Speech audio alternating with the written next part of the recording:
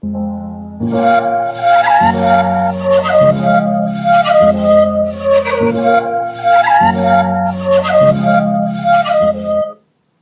hello guys, welcome to my channel Himachali Wisdom. So in the last lecture we have discussed about the different physical features of the India and the Indian subcontinent जो कि the various landforms India में कौन सी landforms पाई जाती हैं. So we have discussed about the Eastern Ghat, Western Ghats, we have discussed about the Northern Plains, we have discussed about the different mountain ranges that located in the India. तो आज के lecture में हम एक new topic start करेंगे geographical lecture का. India India से related रहेगा जो दैट इज कितने तरह की जो एग्रीकल्चर प्लांटेशन है वो इंडिया में की जाती है. तो आज का टॉपिक रहेगा एग्रीकल्चर से regarding. So without any delay let's start the video.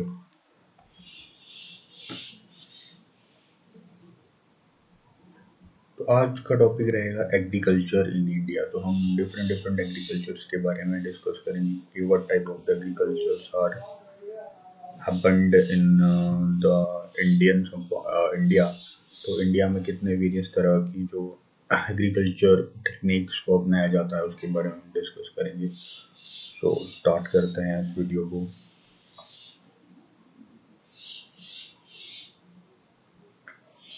और सबसे पहले हम डिस्कस करते हैं एग्रीकल्चर लैंड जो इंडिया में एग्जिस्ट करती है कि कितने परसेंटेज इंडिया की लैंड एरिया का, दैट इज इंडिया का लैंड एरिया है 32 लाख स्क्वायर किलोमीटर अप्रोक्सीमेटली. तो उस लैंड में से जो 62 सॉरी जो एग्रीकल्चर लैंड है इंडिया की उस पे जो हमारे देश की पॉपुलेशन 65 से लेकर 70% पॉपुलेशन जो है वो हमारी कंट्री की डिपेंडेंट है एग्रीकल्चर पे ही.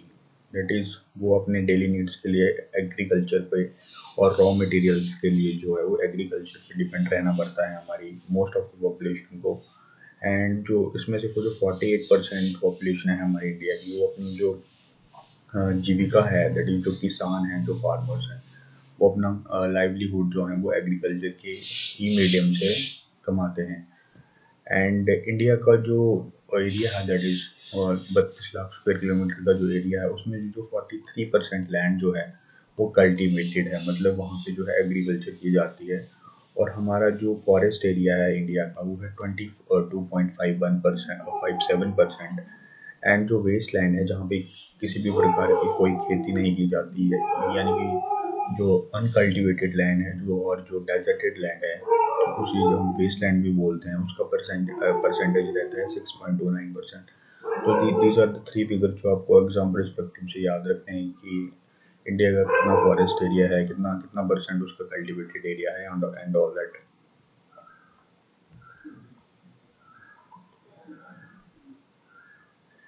तो आज हम डिस्कस करेंगे different types of the farming in India की. इंडिया में कितने तरह की जो फार्मिंग की जाती है. तो सबसे पहले इंडिया में एक्सटेंसिव फार्मिंग की जाती है, देन इंटेंसिव है, सब्सटेंसेस भी कुछ जगह पे सब्सटेंसेस फार्मिंग की जाती है, देन प्लांटेशन एग्रीकल्चर भी की जाती है, मिक्स फार्मिंग जो विलेजेस में होती है, then we have shifting cultivation भी की जाती है. तो ये करके इसके बारे में डिस्कस करते हैं कि what are these types of the farming.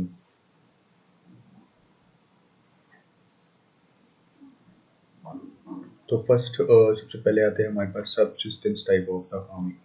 Subsistence type of the farming ऐसी फार्मिंग होती है जिसमें जो फार्मर होगा वो अपने डेली नीड्स के अकॉर्डिंग ही एग्रीकल्चर करता है, यानी कि जो डे टू डे नीड के जो क्रॉप्स होते हैं ये उन्हीं को उगाएगा. और जो है वो इन एक्सपोर्ट इन जितने भी तरह के जो क्रॉप्स होंगी ये एक्सपोर्ट करने के लिए जो है सब्सटेंसेस फार्मिंग नहीं की जाती है. दैट इज अपने डेली नीड्स को पूरा करने के लिए सब्सिस्टेंस टाइप की फार्मिंग जो है फार्मर करता है. और मतलब उसका मोटिव एक्सपोर्ट करना नहीं होता है. इस तरीके की फार्मिंग में डिफरेंट क्रॉप्स को वो उगाएगा लेकिन अपने डेली नीड्स के लिए ही उगाएगा. इसका मेन पर्पस क्रॉप को अपनी फैमिली की लाइवलीहुड को पालने के लिए ही फार्मर इस तरह की एग्रीकल्चरिंग करता है. और एक्सपोर्ट इसका इसमें कोई भी पर्पस नहीं होता है, मतलब सेलिंग के पर्पस से फसलें नहीं उगाई जाती हैं सबसिस्टेंस फार्मिंग में.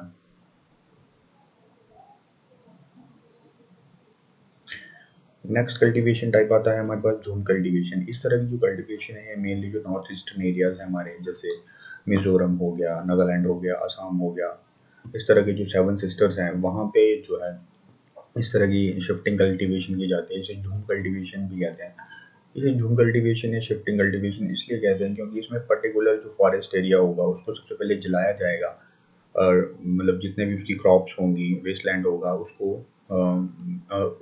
उसको जलाया जाएगा, और उस जलाने के बाद जो जो वहाँ पे राख होगी उसके जो फर्टाइल कंपोनेंट्स होंगे वो उसकी ज़मीन को जो है वो एक तरह से जो उपजाऊ कर देंगे, और वहाँ पे प्लांटेशन की जाएगी कुछ समय के लिए, अप्रोक्सीमेटली 1 साल के लिए, और 1 साल के बाद जो है इस भूमि को अबंडन कर दिया जाता है, और दूसरी जगह शिफ्ट कर ली जाती है कल्टीवेशन। तो ये इस तरह की कल्टीवेशन जो है हमारे नेचर के लिए बहुत डिजास्ट्रस है। So this should be stop, क्योंकि इससे जो है जो भूमि की उर्वरता शक्ति होती है वो खत्म हो जाती है, एंड फर्टिलिटी रेट भी कम हो जाता है ज़मीन का, क्योंकि इसमें जो है ट्रीज़ को उखाड़ा जाता है, ट्रीज़ को काटा जाता है, और जो है धरती पे मतलब इसका बहुत नेगेटिव असर पड़ता है। सो शिफ्टिंग कल्टीवेशन को एक तरह से अवॉइड ही करना चाहिए। So this is the type of the shifting cultivation we have. Then we have the mix type of the farming. Mix farming में क्या रहता है कि जैसे कि इसका नाम से बताता है कि इसमें जो कैटल की रेजिंग होगी, जो पशु होंगे उनको भी साथ साथ में पाला जाएगा। जैसे दुधारू जो पशु होंगे, जो दूध देने वाले पशु हैं उनको भी, जो चिकन्स हैं और गाय है, बैल है, इनको साथ साथ में फार्मिंग के साथ साथ में जो है पाला जाता है, और क्रॉप्स की भी जो है हार्वेस्टिंग की जाती है। तो क्रॉप्स को भी साथ में उगाने के साथ साथ जब हम कैटल को भी रेस करते हैं, यानी पशुओं को भी रेस करते हैं जो कि दुधारू पशु हैं, तब इस तरह की फार्मिंग को मिक्स्ड फार्मिंग कहते हैं। मतलब एक टाइम पे जो है पशुओं को भी और एग्रीकल्चर भी की जाएगी और पशुओं को भी पाला जाएगा।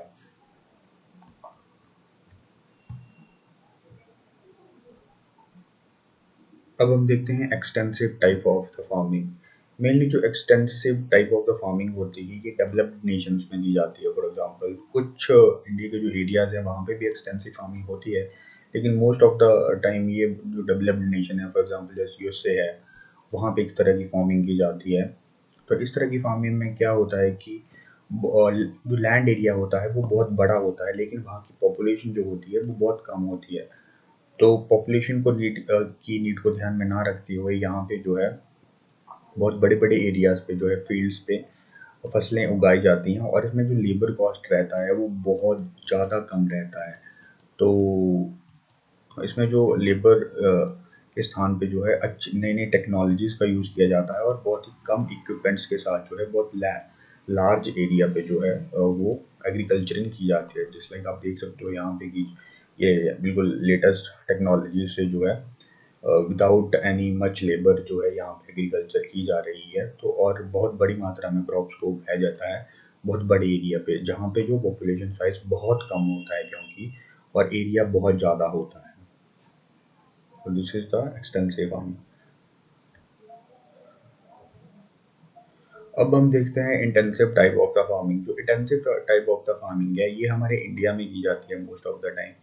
कि जो फॉर एग्जांपल जैसे उत्तर प्रदेश है, पंजाब है, इन वाले एरियाज में गेहूं की फसल को बहुत बड़ी मात्रा में उगाया जाता है।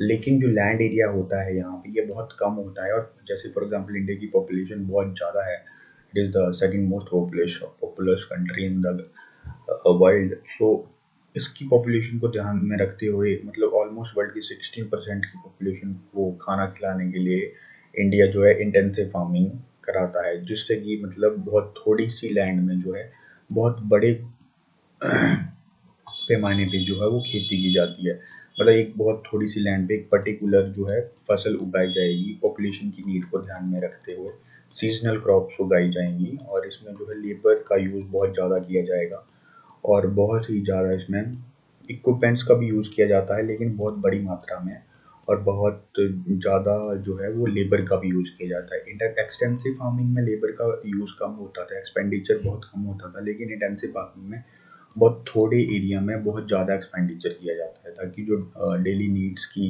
क्रॉप्स हैं बिगर पॉपुलेशन के लिए, वो उनको जो है उगाया जा सके। So as you can see, यहाँ पे आप देख सकते हो कि इंटेंसिव फार्मिंग में बहुत थोड़े से एरिया में जो है बहुत ज़्यादा जो है इक्विपमेंट्स और बहुत ज़्यादा लेबर्स का यूज करके जो है क्रॉप्स को यील्ड किया जाता है।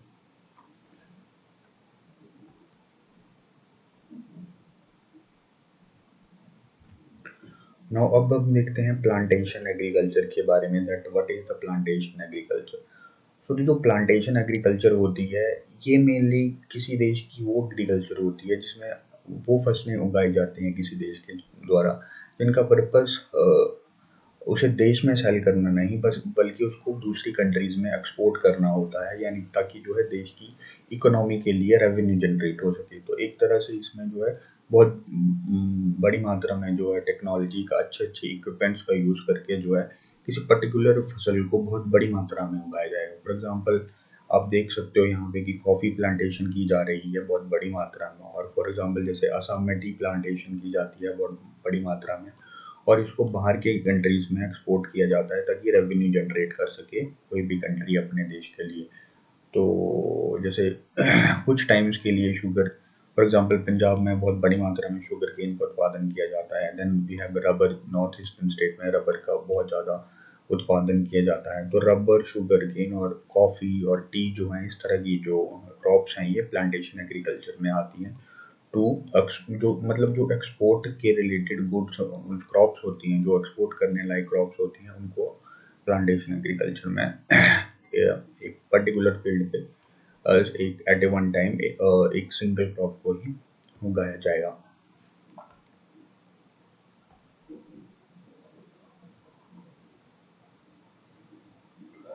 अब हम कुछ डिस्कस करते हैं कि इंडिया में जो different different kind off season होते हैं, कि कितने तरह के सीजन इंडिया में रहते हैं, जिसके दौरान जो है डिफरेंट डिफरेंट फसलों को उगाया जाता है, सीजनल क्रॉप्स को उगाया जाता है।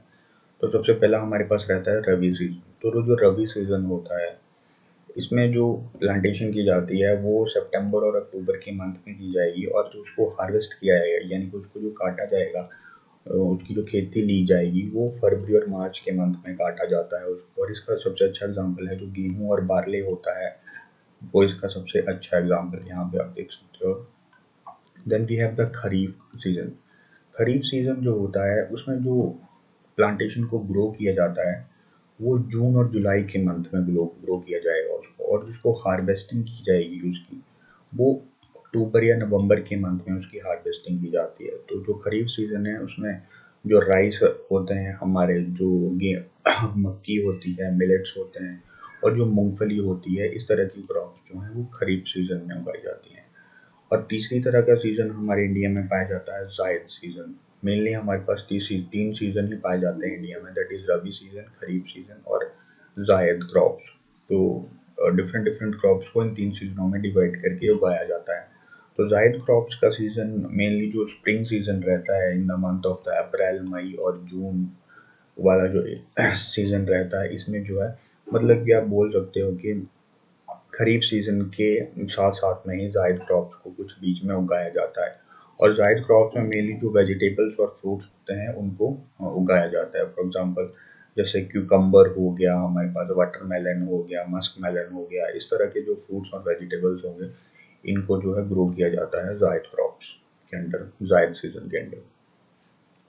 So mainly in India we have three seasons, that is Rabi, Kharif and the Zaid. Now let's discuss about the different water resources in India, जिसकी सहायता से जो है एग्रीकल्चर की सिंचाई की जाती है। तो हमारे इंडिया में किस तरह से जो है पानी का जो है किस स्रोतों का जो है वो संरक्षण किया जाता है, और किस तरह से पानी के रिजर्वियर हमारे पास अवेलेबल हैं, तो उसके बारे में डिस्कस करते हैं। तो फॉर एग्जांपल हमारा इंडिया जो है वो पूरी वर्ल्ड की 16% पॉपुलेशन को रिजाइड करता है, और इस 16% पॉपुलेशन को का पालन पोषण करने के लिए इंडिया जो है पूरे वर्ल्ड का जो 4% वाटर रिसोर्सेज है उसको यूज करता है। 4%, 16% ऑफ द वर्ल्ड पॉपुलेशन के लिए 4% of the world water resources का यूज करता है इंडिया। तो जो एनुअल प्रेसिपिटेशन होती है, एनुअल जो एक साल के अंदर कितनी बारिश होती है इंडिया में, वो होती है 400 billion cubic metre, that is 400 BCM जो है वो अपनी बारिश जो है एनुअल प्रेसिपिटेशन इंडिया जो है वो गेन करता है। और जो मेनली मानसून सीजन्स होते हैं, जिस टाइम जो बारिश बहुत ज़्यादा मात्रा में होती है, उस टाइम जो है इंडिया जो है 37,000 मिलियन क्यूबिक मीटर जो है मिलियन क्यूबिक मीटर जो है, वेट फॉर मोमेंट प्लीज,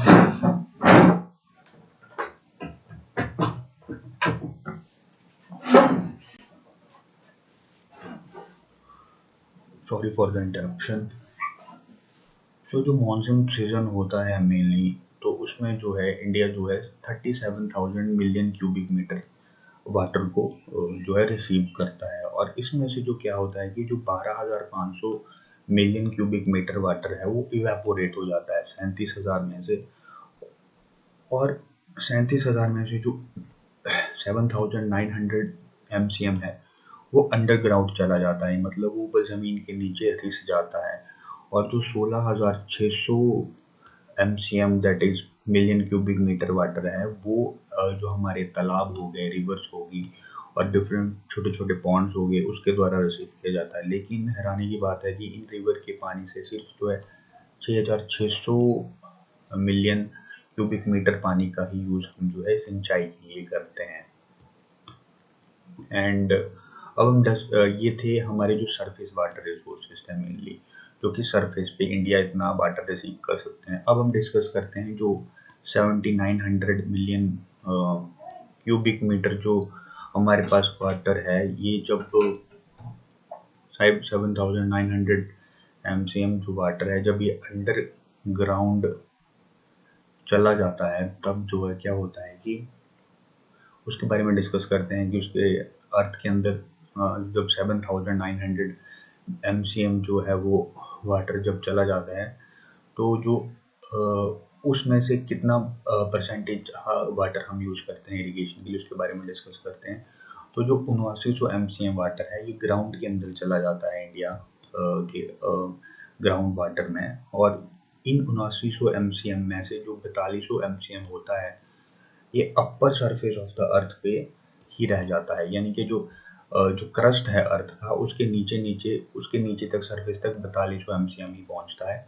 और जो 7900 में से 3700 MCM है वो जो है नीचे इम्प्रीवियस रॉक्स तक पहुंचता है, जहाँ जहाँ तक मतलब जो नीचे वो जो बहुत स्ट्रॉन्ग सरफेस होता है अर्थ का, वहाँ तक पहुंचता है। और इस वाटर को जो है हम कुएं खोदकर और जो है जो ट्यूबवेल्स लगाकर जो है प्राप्त करते हैं, ताकि जो है सिंचाई की जा सके। तो इंडिया जो है 55.9% of tubewells and wells water for the irrigation purpose. तो 55% इरिगेशन के पर्पस को पूरा करने के लिए एक तो 6,600 MCM वाटर रिसोर्सेज थे, जो कि 16,600 वाटर जो है रिवर रिसीव करती हैं। तो उसमें से 6,600 तो रिवर के द्वारा हम इरिगेशन कर सकते हैं, और बाकी जो इरिगेशन है अब ऑलमोस्ट 55% इरिगेशन जो है वो वेल्स और ट्यूबवेल्स के द्वारा की जाती है। जो वेल्स और जो कुएं खोदकर जो है इरिगेशन पर्पस के लिए यूज़ करते हैं। तो ये था different different kind of the data जिसके अकॉर्डिंग जो है इंडिया जो है वो पानी को रिसीव करती है for the entire cropping system.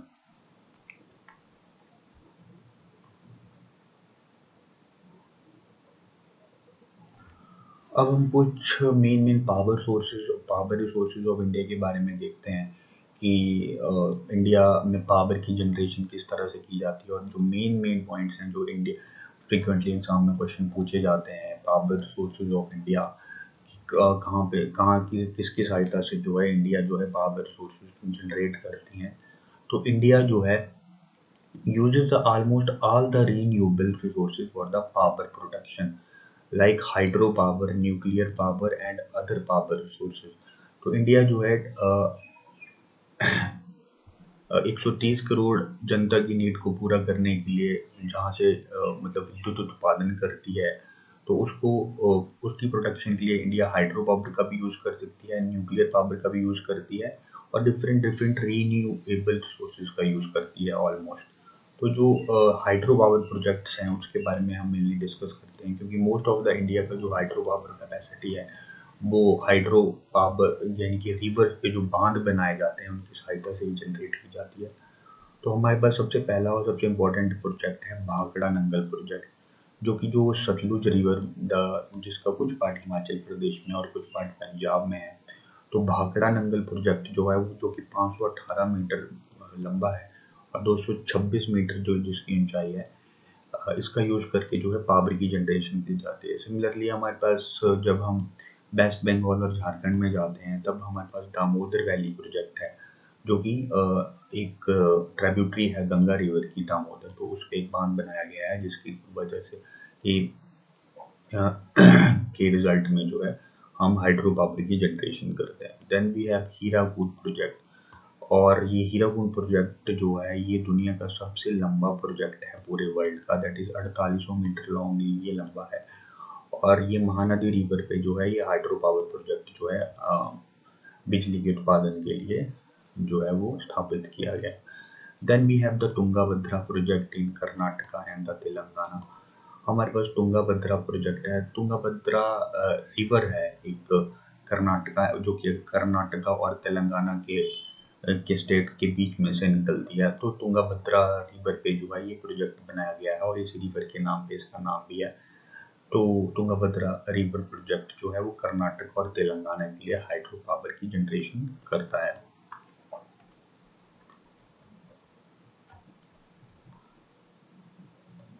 So this is all about the different kind of the agriculture methods and our various water resources जो कि हम एग्रीकल्चर्स के लिए यूज़ करते हैं। आई होप आपको ये वीडियो अच्छा लगा होगा, and if you would like to watch my other polity lectures, history lectures and other geographical lectures, then please subscribe to my channel, watch my channel, keep watching my videos, stay safe, stay at your home. Till then, take care. Jai Hind.